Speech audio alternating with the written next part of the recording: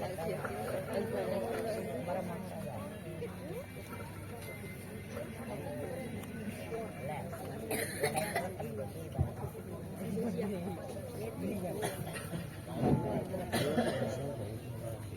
રાજના જમાલ, દીકરી વળાવતા તમારી આંખમાં આંસુ કેમ જણાય છે?